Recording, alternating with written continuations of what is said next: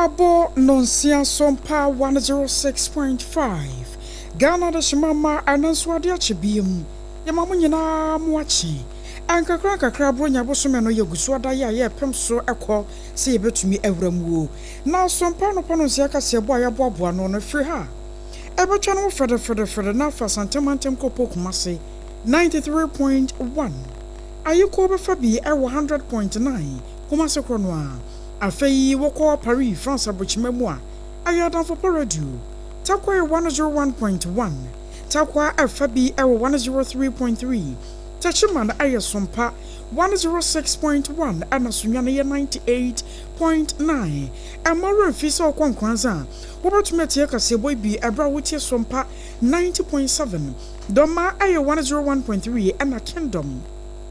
wamo fabi ewo mankasimu 106.1 Decoder na sone tuning radio nyina no yenam so wobetumi atie ye yedam live ewo Facebook no so aya SOMPA 106.5 Accra SOMPA 106.5 Accra na nsamudo nyina no wo pabi no wakenkan ya wobekọ www.sompaonline.com ewo no nsem yakuchi di akoguo anansem wa yede ba no idontware nyina ya yesane mbuo no diedi makote no ebine say EOCO adwumakuo no womo akwakoje Nigeria adehye bi ya yede wo mu bepie mu e wo man Ghana mu se womo mewe internet sokro no bo Ghana ban adiabasa National Defense University Bill anchakra womo de mu asem ekoto mrahye bedwafi Ora Lord Paul Boatin ene de ato aman penifo ahodo ye deda abibiman ano se womo mama Bruno enya fapem kese e wo ginaye bi a won besidi afo man ne ho na sane yebare na yankoso anka kai tetensam de emra bi atwam wo kwasi broni de ye Ghana man nti wokọ asama kase a wohene ye wo nam wahyase a wode na motuo bi egu akwam yebekọ atebubu amanten mensi no emu na panyi kwankyerefo a woda apomden semano na abomensi no abaso se maternity block bi ya na kanwura mu mfie bebreni omatimi sanso na mrasebe joni ya wogina mu de mo wanfo won kranza south abato ampeso asonso ahyase tu na mo se na yebeye na ne mafo benya adwuma ye ewo empotam ho Daddy Lumba ne court nsensem ya akwakoye bibio ho sesi a wo mo nhye dan hunu nipa kro ya wo beye kuna ne de ya wonyi no ene court betena asem no so Ebeka wenu ho ya yebekwa amona ne na wanso so de ya de ababe somu na shanen swan say yetena se no pase no a ayona na keje sika limited na da wormenti ane yete baabie na wode adanse mu ne mapa eta yechi na yetumi asomo SOMPA enye ono nko a Point Homeopathy Clinic one so eta yechi bi wasekwai na wapomde mu nsem kwana kwhwehwe afei SOMPA chade nyame yadomo afi December yi yeba charge o enti ya kai moborofo wisia ne nyanka anafei Tontina 74 eno so nananom dudu akane na wo mo hyene abusu ewadwama so pebinom ne mo wapomde ho nsem Jaws bread wo mo ne de Jaws hot kinky aba edwama so eno so eboa na ate wo breso wo mo adaroma enanopei ye de nsem no eba AGYEIWAA ASARE ene midin mene AKOSUA AGYEIWAA-KODIE ADWOA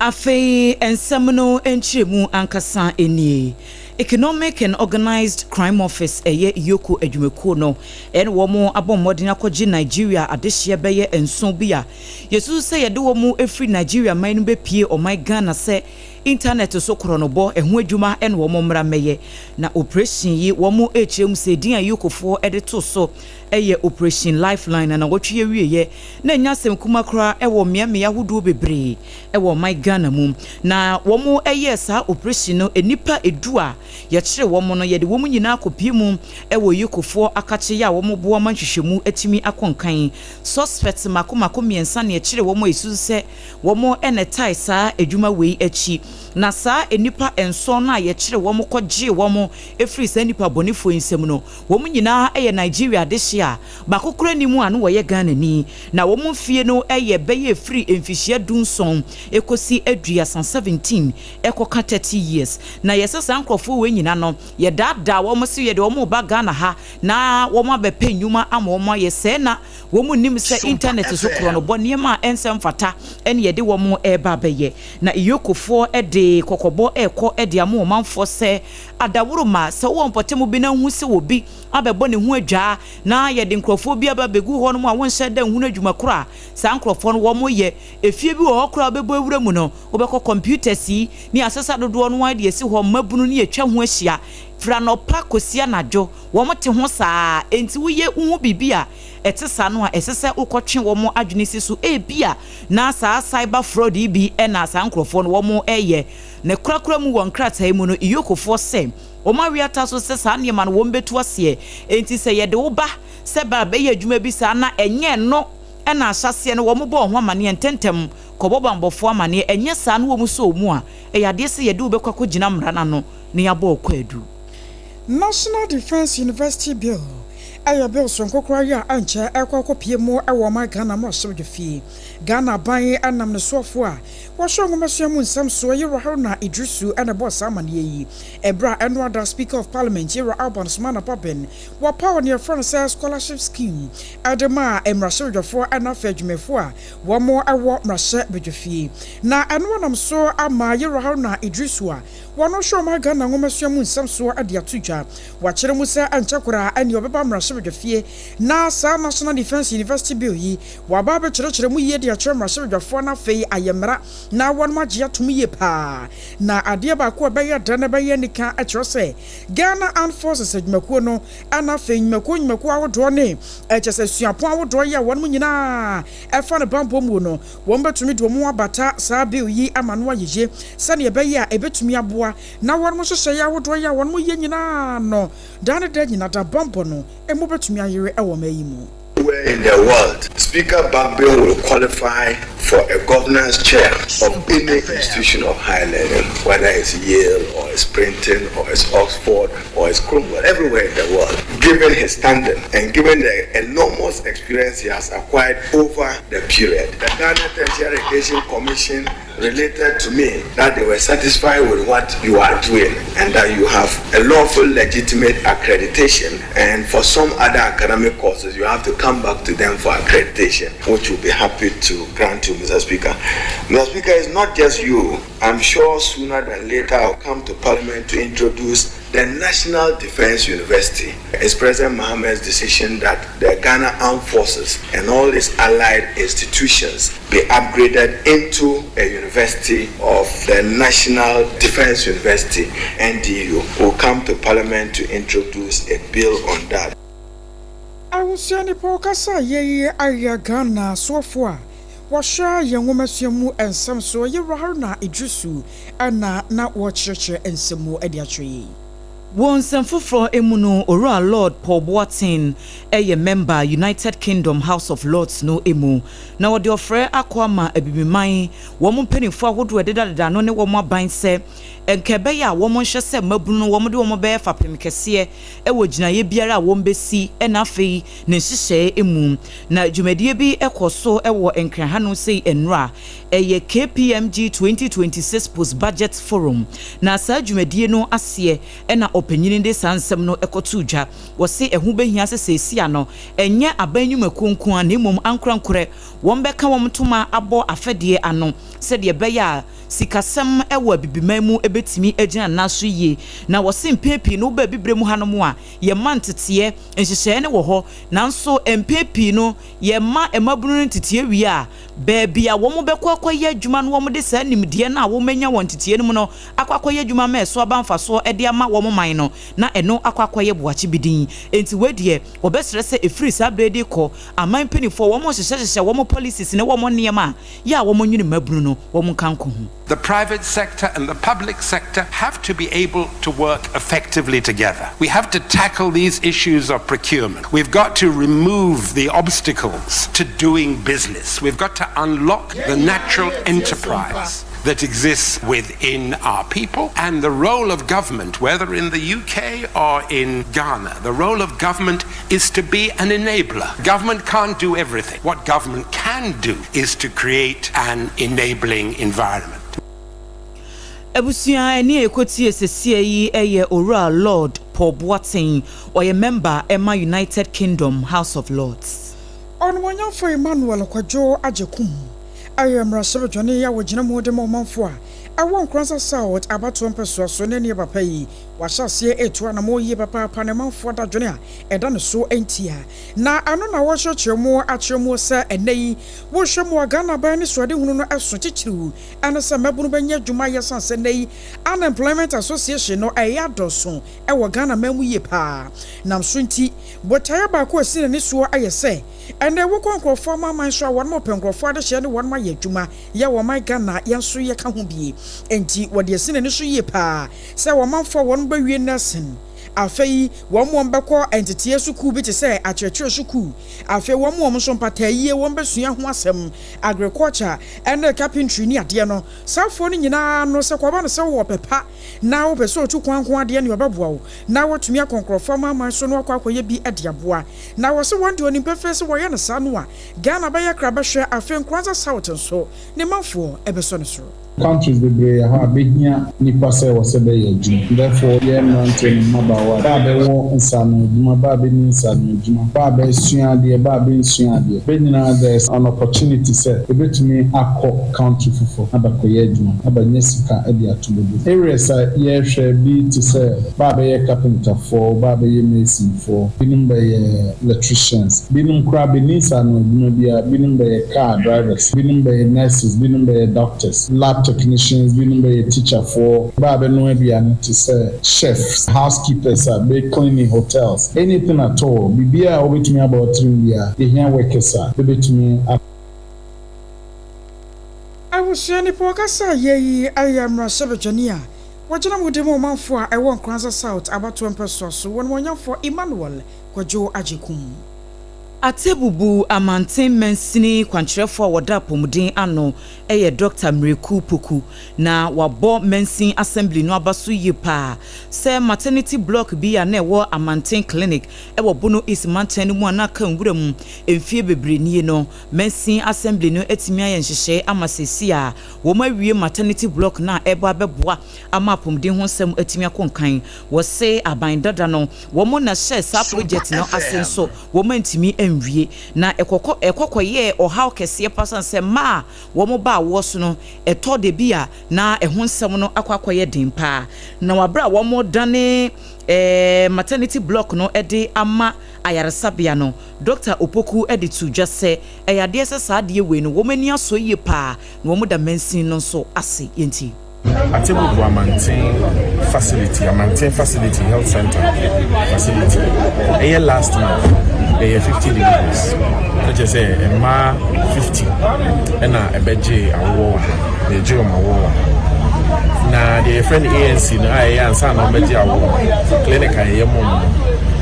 Mama Fly pay about 300 on average. Was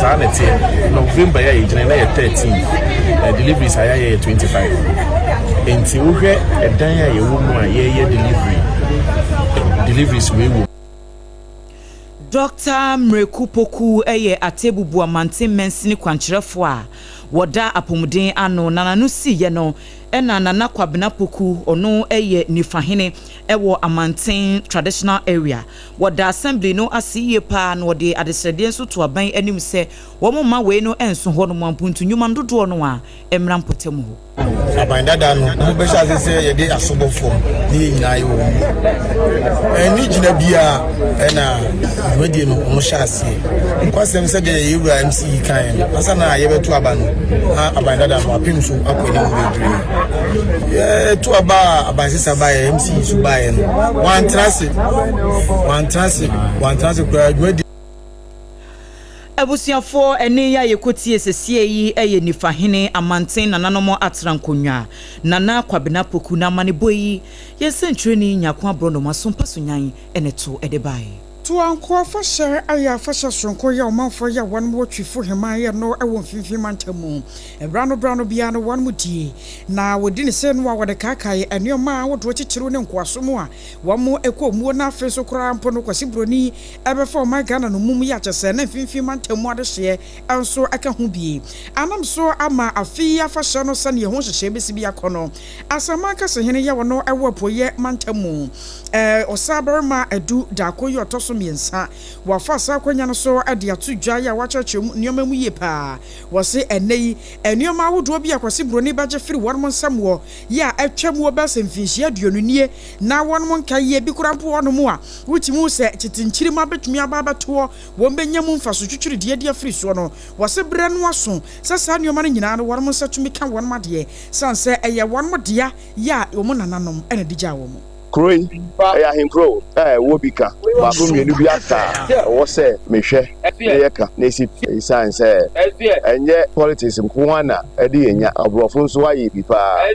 Naha, Ayapam, be a friend artifact. Croy, I am Crow, Wobika, Babumi, Nubiata, or say, Miche, Nisi, Science, and yet politics in Kuana, Edia, of Rofunsuai, Pipa, Naha, Ayapam, be a friend artifact. Kwasem every 12 years as we so we deal enim here the eche now the ya brain say no na almost so there be tourist centers or krum we buche ho the giska omo fire the brain ehun chechim no there mintimi kan bebre ho na anochi no ana mfimfim antemusofo Chief Mark Derry wano ne kogina mfimfim antemusofo anemu ya wakasa ye na ono so ne nsem kakra ya wode atu dwa no abusua muma yentie bi emrasisia. Today, we gather not only to commemorate our past, but to actively exploit the theme unlocking developmental potentials through festival. A festival like this is a powerful engine for development. Brings together our most valuable asset, our people, our culture, our entrepreneur, spirit, and our collective goodwill. Distinguished guests, I would remain if I did not single out for praise the visionary and the exemplary leadership of His Royal Majesty Otumfuo Amwa Sesereku IV. Your dedication to the progress of human is truly commendable. The initiative to finance a College of Health and Allied Sciences is a testament to your foresight and deep commitment to human capital development. Today, we gather not only to commemorate our past, but to actively exploit the theme unlocking developmental potentials through festival. A festival like this is a powerful engine for development. Brings together our most valuable asset, our people, our culture, our entrepreneur, spirit, and our collective goodwill. Distinguished guests, I would remain if I did not single out for praise the visionary and the exemplary leadership of His Royal Majesty Otumfuo Amwa Sesereku IV. Your dedication to the progress of human is truly commendable. The initiative to finance a College of Health and Allied Sciences is a testament to your foresight and deep commitment to human. SOMPA FM. I was your way. I any power. Kojina mfimfim antemusofo anemu ora Chief Mark Derry nene ena yakuti. Yanko court ensemu na high court a ewu Kumase womo etu dade lumba na sem no ede asenne a wombesan atena so biem na eno a womo court na womo toto odansini a dade lumba lawyer for efre no ede ne bepiemu ewo court ho na ne hu kani AKOSUA AGYEIWAA na sese ne yira wodi kan ne lawyer ni a wode ne ba court ho eye Georgina Osei na wabra womo frɛ adansini begina adaka mu no womo bisa no nsema hoduo bi en wo kire mu ese eyade se etirinsa womo de kware AKOSUA AGYEIWAA no wode dade lumba de abre no ede ensana bre busuafo a eno no ekire se aware no womo agunu na wabra defense womo eto sa question no ede ma eye AKOSUA AGYEIWAA ne dansini no eyade se wo kire mu ese enya de ese sa asem no eye no kore ena womo san echiremu ewo court honum say dade lumba etiase no video bi epie monten ya na womu echiremu wabra dade lumba ne maami efri mu anu womu ye ensiye eno so wo chiremu ese sa video no ebeto monten no eyade se womu atwitwa niema bi efri video no mu enti enya de se video no esisisi so enye no kore na eye January bosom ne da na etoso 9 2018 afimpinu eni edu wontwe no wo mo san to emadansi ni say eyade se akosua se wa eye ne maame ayi eno nso enya de se da de lumba kora no wogina mu eye sansi ye no kwa yi na se eno nso wo kire mu se enye no kore enti wo hye enkomodidie ahodo ya ekoso e wo court ho no no a wo mo san esi sudua se akosua se wa aye oye da de lumba ho kani a wodi kan no wo twantro wo ba bi san se wo mo awares certificate a wo mo de baaye no yesi akosua se wa din ane maame ede ma no wabra wo no eye akosua se wa shindla na mom no wo mo de asem de ba court no edin a wo mo de baaye se wo certificate no so eye akosua se wa nko a eno so dansini no ekire mu se enya de se eye no kore enti anototo no de eda so koso na mom wo mo sorry court no so enra no eye dade lumba ne hu kani a wotoso mienu wodo broni ene na lawyer fo no kire mu se yade ya court no proceedings se de ekono ekoyie pa yema wo mo na wo mu warehyimu pa se anototo no betoa so enne no bibia nko wiase no wo mbedi nkunim e wo sansem no nti enne nso yede yani ebedi court nsem no achi ye befiri mu ababia no yede ho amanebo ebebrem Nana keje sika mpemeta no pono nsia kase bo na abusua wasogusu a wutie eno na asanenso afamaye se wo padansie mu nyoma pa Arana keje sika mpemeta do ne nchen ana wobenya ade free sanse waton iron rods building wires afei plywood and ADWOA cement and ade ni nyina edana bam se wo kɔ ne nchen a wobenya bi akra akoma sem frɛ 0204 345 040 0204 Sompa chadi ni nyame ya domo abusua December eba so live na sompa ya fidi kase a etwo maga na wa hye ba bia no ye gi achade ye se fa wo de bra ne yemfa de mra yen kamom na enye befua edane du so ayre ya chenwisia ne nyanka mobrowa woni bie no mo soso ntumi nsere na kwa bana sa no a na ye mo anwa tomatoes toiletries ahodo na wo anantoma samana chese bibia de ye de cha eye na animonyam wom bia no wadaroma wo de ba ye beje ye beda wase so de aka ho na mom se yesika ya homa ne 0598 559 802 0598 559 802 Edini Atrawan Media Anasa Blessed Foster and Point Homeopathy Clinic ni wo be ye free pa wase kwa shao signboard ya Spenters Road Accra Kumasi so okronoma bohia e wana abehu no awo mu nsem prostate yade ana be ma wade no wo mu ana twetwe wo mu ana sode kidney issue ana liver issue ne hawo kwa End Point Homeopathy Clinic na doctor for enyina wo so physiotherapy ni massage ni nyina ta won mu ye bi e wo mu asoye fra wo mu enene mpanyfo ni nkomo 0244 86706 0244 86706 Joss Bread and Pastries woman e de Joss Hot Kinky aba edwaman so dokono no ye kama ede biaye ya ye no so eyade sa hunidie hu nsem no ekoyie ankasa enti se afi na akwakopa aburo abegu nsuo mu ahye ne nansa na ne nan akoyam ebu okora abekoro bakakoyam kora na ade na mfe na ehonsem na kwakoye bebiri abetiti mu abebodokono stress no edosun enti Joss Hot Kinky for ese wo mo aye dokono ne dada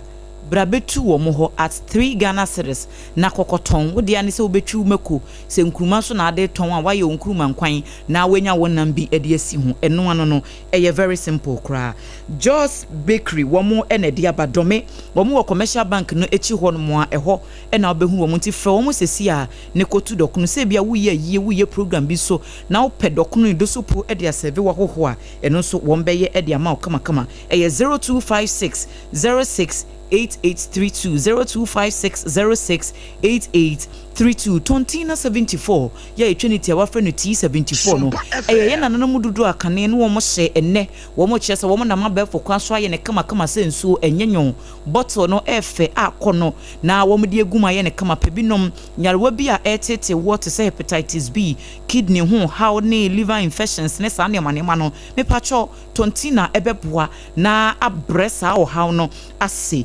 eboa boost immune system no said the beya yare bi ba ebebo no galaway e de akoto bebi kura DAC ene de afra FDA fo nso agye aton bebi eto no bia e yade se obetimi nya bia to 0246 073498 0246 and 0501628931 womadero ye dane ye ho ye ba ye be kwa amanoni.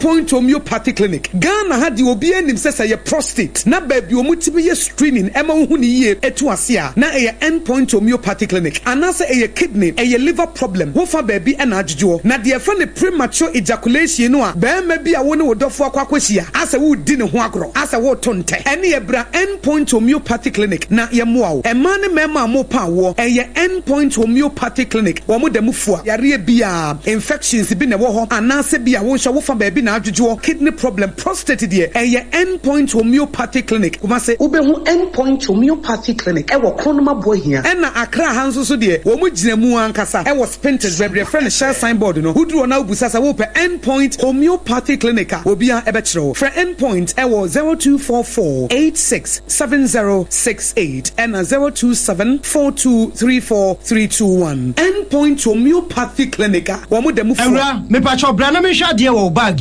bra aden enen so biem time heba me hye ya me ka se yi ba kwin ani wayi me ensei bra sanya time heba me hya esia gyimi ni me fiefo enya de abaako ebeso yen we de udi se ofa ni nyina time heba me hya me ka se me di one dance ya heaven ene de mekwa akopie enti se malaria we draw ne time heba mixture enye enunku o de nanum ato a wontimi anidie no time heba mixture duro no ene ye ma o oba a wafa afuro de o ma akwada anofo ene akwada a woni mfie dumienu entimi num aduro yi bi se obeto aduro yi bi anoma hwe se wakọ hospital anase lab am ye hu se wo atridie malaria yi bi ansa se o petam heba mixture enu dudu atu a fo ani kire KNG Herbal Center ewo Emrom Abidjan House ana ba akoso wo atonsu Monaco Junction eno echi obenya bi atowo over the counter medicine sellers ene herbal shop dodo na emu pre 0244417669 kayo set time no TIME time herbal mixture afi malaria fever bi adani ziba ewo munu betu akọ FDA agi adwade nkratu yi atu tontonte yenum nsane e fadwen ne fadwen ampa se na nanu nim se bre bi beba ama tonti na 74 opa ye ne simple T74 abeye adru tonti na 74 ana T74 asa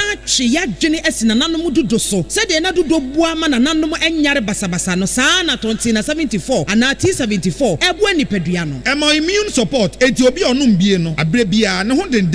tonti na 74 yi nso ya ye no se nsuo krokro wa kama enti ba bia wonam bia obetimi de wade akọ samene wa anka fi na ekroyi eda no nko na wie ye wa bra mennom T74 samennom tonti na 74 menya hodin mennom ne da bia T74 yi eye hahama ene ye de aye na DHC ena aframa na ye kama saa no T74 ahoden ni apomuden ko a wokọ pharmacy ana ba bia to nro bia ubenya tonti na 74 yi bia to T74 yi enye ma oba wa fa afuro ana obi a oma nufo ana se obi a onya mfie dumienu eto phone 050162891 and 0246073498 FDA agi adwadi nkrato yi atom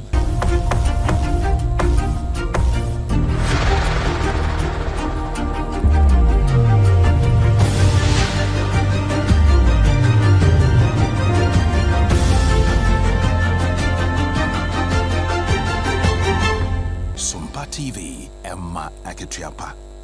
Emaketuapa ampa yede kasebo no ekowie ewo amanone na efra fimpinu ani aduru miensa October bosum ni mu 2023 ene beto dwase Israel fo wo mene Gaza fo di bo mu a na enyasem kuma nam so be nipa be ye empem aduosia enkron ahenan aduowotwe miensa 69,483 ya wo nyina eye Palestine adehye wo mahwere wo nkwa na wo mo preprade buburuja na santokwa no akoso be ye emfie bebre eniye ye kasei emprempren UN Security Council no wo mo aye nhyehyese wo mo ba besi gina esanse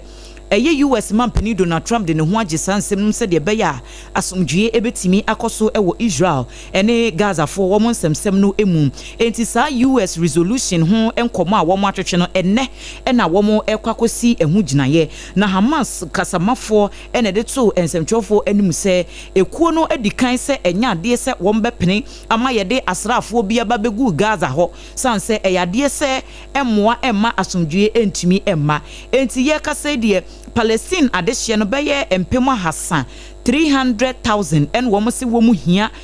tent ahodo se de beya wo mbebobobo se de beya wo mbetimi anya babi abo wo ho adwa akopem se empenifo ebesi ginaye wo saa ensem no emunti ye de ni ebedi akire na afei se bibi foforo efrimu wo honom banso a ye de ho amanebo abedan atifo abusua hanan sam nyina yade esi safa no wofede no de ato harmo a